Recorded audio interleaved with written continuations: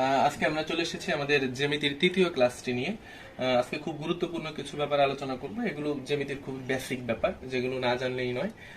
কোণ এবং ত্রিভুজ, যদিও আমরা ত্রিভুজ নিয়ে আগে আলোচনা করেছিলাম, আজকে বেসিক্যালি আমরা কোণ নিয়ে আলোচনা করব। দেখুন এখানে কোণগুলো লেখা আছে, আমরা একে একে এদের সম্পর্কে বলবো। সরল কোণ, সন্নিহিত কোণ, সমকোণ, প্রবৃত্ত কোণ, পূরক কোণ, সম্পূরক কোণ, বিপ্রতীপ কোণ, একান্তর কোণ, অনুরূপ কোণ। এছাড়াও আরো কিছু বেসিক ব্যাপার নিয়ে আজকে আমরা আলোচনা করব। আপনারা অবশ্যই পুরোটা সময় আমাদের সাথে থাকবেন এবং আমরা চিত্র সহকারে এগুলো আমরা দেখব। এগুলোর উপরে আমাদের যে প্রতিযোগিতামূলক যে পরীক্ষা আছে, সেই পরীক্ষায় বিভিন্ন এমসিকিউ আসে এবং এগুলো জ্যামিতির অন্যান্য অঙ্ক করতে গেলেও আমাদের এই ধারণাগুলো কাজে লাগে। আচ্ছা, আমরা এক এক করে শুরু করছি। আচ্ছা, শুরুতেই আমরা একটা কোণ আঁকছি। একটি রেখার প্রান্তবিন্দু যখন অন্য একটি রেখার সাথে মিশে যায়, তখন সেখানে একটা অ্যাঙ্গেল তৈরি হয়, এটাকেই আমরা কোণ বলি। এখন এটাকে যদি আমরা কোনো নাম দিই, যেমন আমি নাম দিতে চাচ্ছি এ বি সি। এখন দেখুন, এই কোণের এই ভিতরের যে অংশটুকু, এটাকে বলা হয় অন্তর্ভাগ, আর এর বাইরে এই পাশ এবং এই পাশ, এটাকে বলা হয় বহির্ভাগ। যাই হোক, এখন এই কোণের এই বিন্দুটাকে, এই যে বি যেখানে, এই বিন্দুটাকে বলা হয় শীর্ষবিন্দু। কোণের এই বিন্দুটাকে আমরা বলে থাকি শীর্ষবিন্দু। এখন এই যে এটাকে শীর্ষবিন্দু বলছে, এটা আপনারা মনে রাখবেন, কারণ হচ্ছে এই ধারণাটা আমাদের সামনে অনেক ক্ষেত্রে কাজে লাগবে। এটা হচ্ছে মূলত কোণ। এখন এই কোণের বিভিন্ন ধরন আছে, বিশেষ করে কোণের যে মান মানে ডিগ্রি, সেটার উপর ডিপেন্ড করে বিভিন্ন নাম হয়ে থাকে। আমরা এদের সম্পর্কে এখন একটু দেখি। শুরুতেই আমি সন্নিহিত কোণ নিয়ে একটু কথা বলতে যাচ্ছি।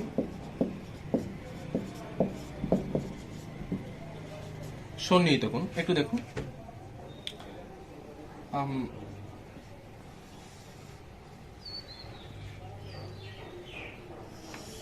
আমি এখানে একটা কোণ আঁকলাম, এটার নাম আমি এ বি সি দিচ্ছি আগের মতোই।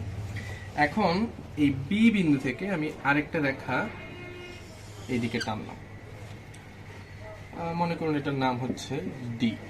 এখন একটু খেয়াল করুন, এখানে কিন্তু দুইটা কোণ তৈরি হয়ে গেছে। একটা কোণ হচ্ছে এ বি ডি, অর্থাৎ এই কোণটা, এবং দেখুন আরেকটা কোণ হচ্ছে ডি বি সি, অর্থাৎ এই কোণটা। এখানে দুইটা কোণ তৈরি হয়েছে। এখন এই যে এ বি ডি, এই কোণের শীর্ষবিন্দুকে, এই কোণের শীর্ষবিন্দু কিন্তু বি। অন্যদিক থেকে ডি বি সি, অর্থাৎ এই কোণটা, এই কোণের শীর্ষবিন্দুকে, তাও বি। অর্থাৎ এই কোণের শীর্ষবিন্দুও বি এবং এই কোণের শীর্ষবিন্দুও কিন্তু বি। অর্থাৎ কি বোঝা গেল, যে এখানে দুইটা কোণ, সেই দুইটা কোণের শীর্ষবিন্দু কিন্তু একই, এবং সেই একই বিন্দুটা হচ্ছে কি বি। অন্যদিক থেকে দেখুন, আমি যখন এই কোণে আসব, তখন এই যে বিডি রেখাটা, এই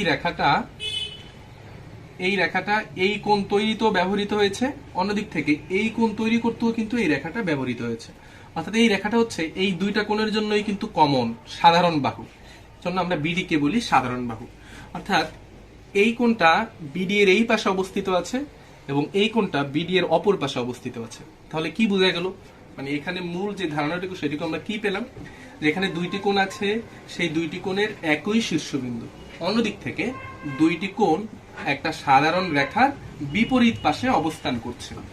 যদি এমন থাকে, তাহলে সেই দুইটি কোণকে বলা হয় একে অপরের সন্নিহিত কোণ। অর্থাৎ এই কোণটা এই কোণের সন্নিহিত কোণ, অপরদিকে এই কোণটা এই কোণের সন্নিহিত কোণ। নেক্সট, এবার আমরা আসি সরল কোণ নিয়ে। সরল কোণটা কি আসলে? মনে করুন আমি এখানে একটা বিন্দু দিচ্ছি, এই বিন্দুর উপর দিয়ে একটা সরল রেখা চলে গেল। তাহলে এই যে বিন্দুটা, এই বিন্দুর এইখানে যতখানি কোণ তৈরি হয়েছে, এই কোণের মান কিন্তু হচ্ছে, আমি আরেকটু বড় করে দিচ্ছি, এই কোণের মান কিন্তু হচ্ছে 180 ডিগ্রি, 180 ডিগ্রি। তাহলে এই যে 180 ডিগ্রি, এই 180 ডিগ্রিকেই আমরা বলি এক সরল কোণ।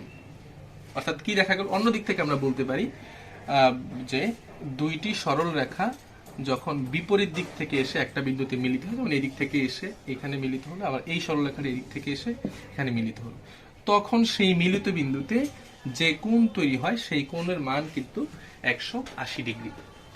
তাহলে ভিউয়ার্স দেখুন, আমি যদি অন্য দিক থেকে, উল্টা দিক থেকে ভাবি, তাহলে কিন্তু এখানেও 180 ডিগ্রি, অর্থাৎ এই বিন্দুর চারপাশে মোট 360 ডিগ্রি কোণ তৈরি হলো।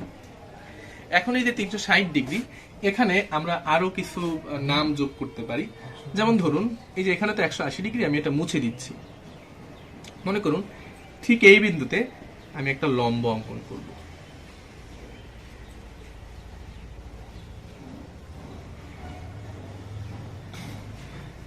এই বিন্দুতে আমি একটা লম্ব অঙ্কন করলাম। এখন যখনই আমি লম্বটা অঙ্কন করলাম তখন এই 180 ডিগ্রি সমান দুই ভাগে ভাগ হয়ে গেল।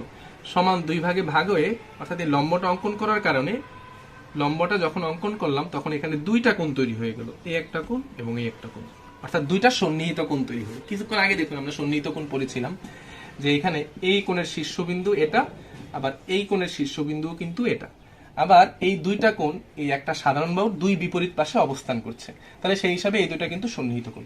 এখন একটু দেখুন এই লম্বটা আঁকার কারণে এই 180 ডিগ্রি সমান দুই ভাগে ভাগ হয়ে এখানে হলো 90 ডিগ্রি এবং এখানে হলো 90 ডিগ্রি। এখন এই যে 90 ডিগ্রি, এই 90 ডিগ্রিকে কিন্তু আমরা বলি সমকোণ। অর্থাৎ এখানে এক সমকোণ তৈরি হলো এবং এখানে এক সমকোণ তৈরি হলো। অর্থাৎ কি বোঝা গেল যে কোনো রেখার উপরে যখনই আমরা লম্ব অঙ্কন করব তখন সেখানে 90 ডিগ্রি কোণ তৈরি হবে। এখন এই ধারণা থেকে আমরা আরেকটা কোণের নাম জানতে পারি, সেটা হচ্ছে প্রবৃদ্ধ কোণ। একটু দেখুন আমি এই লম্বটাকে যদি এই দিকে বাড়িয়ে দেই তাহলে খেয়াল করুন এখানে কিন্তু আবার 90 ডিগ্রি তৈরি হয়েছে, এখানেও কিন্তু 90 ডিগ্রি তৈরি হয়েছে। অর্থাৎ প্রথমে আমরা দেখেছিলাম 180 180, আবার তারপরে দেখেছি চারটাকে যোগ করে আমরা দেখেছিলাম 360। সেটাকে এখন আমরা ভাগ করে দিলাম, যে চারটা সমকোণে ভাগ করে দিলাম। এখন একটু খেয়াল করুন আমি যদি বলি যে এখান থেকে এই পর্যন্ত কত কোণ, এখান থেকে যে কোণটা এই পর্যন্ত যখন আসি তখন 90 ডিগ্রি, এই পর্যন্ত আসলে 180 ডিগ্রি, এই যখন আমি এই পর্যন্ত আসতেছি তখন কিন্তু সেটা 180 ডিগ্রি ক্রস করে গেল, 180 ডিগ্রি অতিক্রম করে গেল। এখন এই যে এখান থেকে শুরু করে এই পর্যন্ত যেই মান, এই মানটা কিন্তু 180-র চেয়ে বেশি, অপর দিকে কিন্তু 360-এর চেয়ে কম। এখন এই যে কোণটা, এই কোণটাকে আমরা বলবো প্রবৃদ্ধ কোণ। তাহলে প্রবৃদ্ধ কোণ কি হবে, যেটা 180-এর চেয়ে বেশি হবে কিন্তু অপর দিকে 360-এর চেয়ে কম হবে, সেটাকে আমরা বলবো প্রবৃদ্ধ কোণ। এখন এই কথার মানে কি এই যে আমি এই পর্যন্ত থামলাম তাই প্রবৃদ্ধ কোণ হলো? আসলে ব্যাপারটা তা না। যদি এমন পর্যন্ত হতো যে এখানে 180, আমি এই পর্যন্ত থামলাম, তাহলে এখান থেকে শুরু করে এই পর্যন্ত কত কোণ, এটাও কিন্তু প্রবৃদ্ধ কোণ। আমি এখানে এসে থামলাম তাও প্রবৃদ্ধ কোণ, আমি এখানে এসে থামলাম তাও কিন্তু প্রবৃদ্ধ কোণ। অর্থাৎ সোজা কথা 180-এর চেয়ে বেশি হবে কিন্তু 360-এর চেয়ে কম হবে, তখনই কিন্তু সেটা হবে প্রবৃদ্ধ কোণ। হ্যাঁ, তাহলে কি দেখলাম যে সমকোণ হলো 90 ডিগ্রি আর সরল কোণ হলো কত, 180 ডিগ্রি। আর প্রবৃদ্ধ কোণ কি হলো, প্রবৃদ্ধ কোণ হলো 180-এর চেয়ে বড় কিন্তু 360-এর চেয়ে ছোট, সেই কোণকে আমরা প্রবৃদ্ধ কোণ বলি। এখন এর সাথে সম্পর্কিত আমরা আরো দুইটি কোণ দেখব, সেটা হচ্ছে সম্পূরক কোণ আর হচ্ছে পূরক কোণ। ভিউয়ার্স দেখুন এখন আমরা পূরক কোণ সম্পর্কে পড়ব। আমরা আগে দেখেছি যেমন এই রেখাটা, এটার উপরে আমি একটা যদি লম্ব অঙ্কন করি তাহলে এইখানে যে কোণের পরিমাণ সেটা হচ্ছে 90 ডিগ্রি। এখন মনে করুন আমি এখানে আরেকটা রেখা অঙ্কন করছি, তাহলে কিন্তু এই 90 ডিগ্রি দুইটা ভাগ হলো, সমান ভাগ হয়নি, দুইটা আলাদা আলাদা ভাগ হয়ে গেল। অর্থাৎ 90 এখানে তখন একটা কোণ তৈরি হয়েছে এখান থেকে এই পর্যন্ত, এবং আরেকটা কোণ কিন্তু এখান থেকে এই পর্যন্ত তৈরি হলো। এখন ধরে নিচ্ছি যে যেহেতু এখানে 90 ডিগ্রি, আমি ধরে নেই যে এই কোণটুকুর মান হচ্ছে 30 ডিগ্রি এবং এইখান থেকে এই পর্যন্ত যতটুকু আছে আমি ধরে নিচ্ছি এটা হচ্ছে 60 ডিগ্রি। এখন খেয়াল করুন এই যে 60 এবং 30 মিলে কিন্তু এখানে 90 ডিগ্রি হয়ে গেল। এখন পূরক কোণের সংজ্ঞা হচ্ছে কি, যখন দুইটি কোণের যোগফল যখন 90 ডিগ্রি হবে তখন তাদের একটিকে অপরটির পূরক কোণ বলবে। তাহলে কেমন ব্যাপারটা, আমি যদি বলি যে এই 60-এর পূরক কোণ কত, তাহলে 60-এর পূরক কোণ মানে কি, 60 90 থেকে কত কম, অর্থাৎ 60 90-তে যেতে হলে যত লাগে ততই হচ্ছে 60-এর পূরক কোণ। যেমন এখানে 60 আছে, 90 হতে আরো 30 লাগবে, তাহলে এই 30ই কিন্তু এখানে 60-এর পূরক। অন্যদিক থেকে যদি বলা হয় 30-এর পূরক কত, তাহলে এখানে 30 আছে, যদি তাকে 90 হতে হয় তাহলে তাকে আরো 60-এর প্রয়োজন, তাহলে এই 60 হচ্ছে 30-এর পূরক। এখন আমরা আরো অন্যান্য ভাবে বলতে পারি, ধরে নিচ্ছি যে এখানে 10 ডিগ্রি, তাহলে 90 হতে হলে এখানে কত লাগবে, 80, তাহলে এই 80 কিন্তু হচ্ছে 10-এর পূরক কোণ, একে অপরের পূরক কোণ, অর্থাৎ 10-এর পূরক কোণ হচ্ছে 80। এখন যদি বলি 80-এর পূরক কোণ কত, তাহলে সেটা হবে 10, কারণ এখানে 80 আছে, 90 হতে প্রয়োজন আরো 10, তাহলে 10 হবে 90-এর পূরক কোণ। এখন আমি অন্যভাবে বলছি, মনে করুন এখানে 89 ডিগ্রি, 89 ডিগ্রি, তাহলে নিশ্চয়ই এখানে কত, এখানে 1 ডিগ্রি, অর্থাৎ 89 আর 1 মিলে এখানে 90 হবে। তাহলে যদি কেউ আপনাকে জিজ্ঞেস করে যে 89-এর পূরক কোণ কত, তাহলে আপনি বলবেন 1। যদি বলে 1-এর পূরক কোণ কত, তাহলে সেটা হবে 89, কারণ 1 আছে, 90 হতে হলে আপনাকে আরো 89-এর প্রয়োজন, তাহলে 1-এর পূরক কোণ কিন্তু 89। এখন একটা ইন্টারেস্টিং ব্যাপার, যদি কেউ বলে ধরুন এখানে পুরোটাই 90 আছে, 90 ডিগ্রি, এখন যদি কেউ বলে 90-এর পূরক কত, তাহলে 90-এর পূরক কিন্তু হবে 0, কারণ 90 অলরেডি 90 ডিগ্রি দেয়া আছে, অর্থাৎ অলরেডি সেটা সমকোণ। অর্থাৎ আমাদের পূরক কোণ কি, দুইটা কোণের যোগফল যখন 90 হয় তখন সেটা পূরক কোণ বলে, তাহলে অলরেডি সেটা কিন্তু 90 ডিগ্রি আছে। তাহলে যদি বলা হয় 90-এর পূরক কোণ কত, তাহলে 90-এর পূরক কোণ আসলে হবে 0। আচ্ছা, গেল এই পূরক। এখন এই যে পূরক কোণের যে ধারণা, এই ধারণাটা আপনার সম্পূরক কোণের ক্ষেত্রে লাগবে। মনে করুন, আচ্ছা আমি এটা মুছে ফেলছি, এবার একটু খেয়াল করুন, আমরা এই যে কিছুক্ষণ আগে দেখিয়েছিলাম যে এই যে এখানে যে বিন্দুটা, এটার চারপাশে হচ্ছে 180 ডিগ্রি। এখন আমি যদি এখানে একটা রেখা টানি, তাহলে এই 180 ডিগ্রি কিন্তু দুইটা ভাগে ভাগ হলো, এই একটা ভাগ এবং আরেকটা ভাগ হচ্ছে এটা। এখন ধরে নিন যে এই 180 ডিগ্রি এখানে হচ্ছে 30 ডিগ্রি, আর এখানে হচ্ছে, এখানে এই যে পুরো কোণটা বড় যেটা, এটা মনে করুন 150 ডিগ্রি। তাহলে 150 আর 30 মিলে হলো এখানে 180, এক সরল কোণ। এখন এই যে দুইটা কোণ, এই দুইটা কোণের যোগফল আমরা দেখতে পাচ্ছি 180, তাহলে এটাই কিন্তু হচ্ছে আমাদের সম্পূরক কোণ। আমি এখানে লিখে দিচ্ছি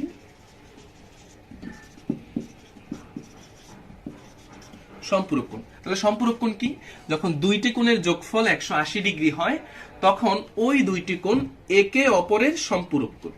অর্থাৎ এখানে এই একটা কোণ এবং এই একটা কোণ, দুইটা কোণের যোগফল আমরা দেখতে পাচ্ছি 180, তাহলে এই দুইটা কোণ একে অপরের সম্পূরক কোণ। অর্থাৎ যদি বলে 150-এর সম্পূরক কত, তাহলে আপনি বলবেন 30, কারণ এখানে 150 আছে, আপনাকে 180 হতে হলে আরো 30-এর প্রয়োজন, তাহলে 30 হচ্ছে এখানে 150-এর সম্পূরক। অন্যদিক থেকে যদি কেউ বলে 30-এর সম্পূরক কোণ কত, তাহলে আপনি ভাববেন যে এখানে 30 আছে, 180 হতে প্রয়োজন আরো 150, তাহলে 30-এর সম্পূরক কোণ 150। ঠিক এতক্ষণ আমরা যেভাবে পূরক কোণটা দেখেছি, এইখানের ব্যাপারটাও কিন্তু তাই। এখন মনে করুন যে আমি এইভাবে আঁকছি, তাহলে এখানে মনে করুন যে 70 ডিগ্রি, তাহলে 180 হতে হলে আর কত লাগে, যেহেতু এখানে মোট 180, তাহলে এখানে যদি 70 থাকে তাহলে ডেফিনেটলি এখানে 110 ডিগ্রি। এখন যদি কেউ বলে যে 110-এর পূরক কত, তাহলে আপনি বলবেন 70, কারণ 110 আছে আর 70 হলে 180 হবে। সরি, সম্পূরক 110 আছে, সম্পূরক হতে হলে আরো 70 লাগবে। অন্যদিক থেকে এখানে 70 আছে, সম্পূরক হতে হলে আরো 110 লাগবে, তাহলে 70-এর সম্পূরক কোণ 110 আর 110-এর সম্পূরক কোণ 70।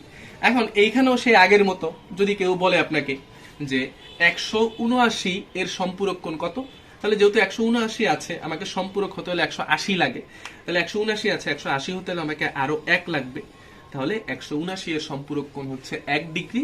আবার যদি বলে 1-এর সম্পূরক কত, তখন আপনি বলবেন যে 1-এর সম্পূরক 179।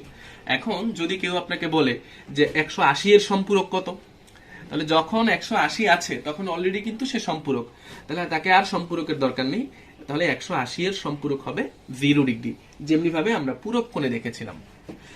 আশা করি আপনারা এই কোণগুলো সম্পর্কে বুঝেছেন, এবং এরপরও যদি আপনাদের কোনো প্রশ্ন থাকে তাহলে অবশ্যই আপনারা আমাদেরকে কমেন্টে জানাবেন। আচ্ছা, আচ্ছা, এবার আমরা বিপ্রতীপ কোণ নিয়ে একটু পড়ি। বিপ্রতীপ কোণ দেখুন, মনে করুন এটা একটা কোণ, এই যে এখানে একটা কোণ আছে। এখন আমি যদি এই কোণের বিপরীতে আরেকটা কোণ তৈরি করি, অর্থাৎ কিভাবে, এই রেখাটাকে এইদিকে বর্ধিত করলাম, এই রেখাটাকে এইদিকে বর্ধিত করলাম, তাহলে দেখুন আরেকটা কোণ কিন্তু এখানে তৈরি হয়ে গেল।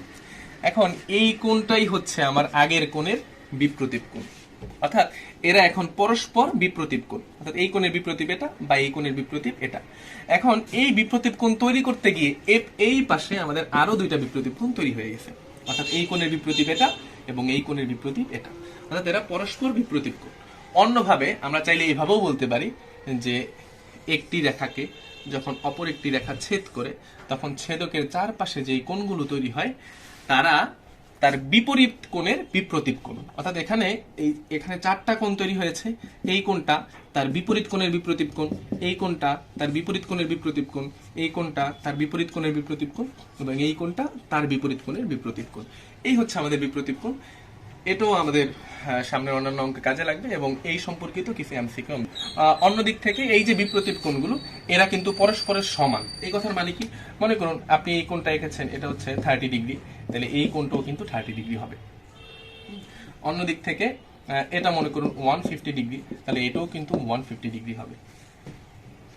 কোণের মান যা হয় এটাও তাই হবে, এই কোণের মান যা হয় এটাও তাই হবে, অর্থাৎ বিপরীত কোণগুলো হচ্ছে পরস্পর সমান। প্রিয় ভিউয়ার্স, আমাদের আজকের ক্লাসটি বড় হয়ে যাওয়াতে আমরা একান্তর কোণ এবং অনুরূপ কোণ সম্পর্কে ক্লাসে আলোচনা করলাম না। এই সম্পর্কে আমাদের পরবর্তী ক্লাস অর্থাৎ ক্লাস 4 এ বিস্তারিত আলোচনা আছে, আপনারা নিশ্চয়ই ক্লাস 4টি দেখে নেবেন। এবং আমাদের আজকের ভিডিওটি ভালো লাগলে অবশ্যই এটি লাইক করবেন এবং আরও যদি কোনো সমস্যা থাকে তাহলে আপনারা নিশ্চয়ই এটা কমেন্টের মাধ্যমে জানাবেন, আর অবশ্যই চ্যানেলটিকে সাবস্ক্রাইব করবেন।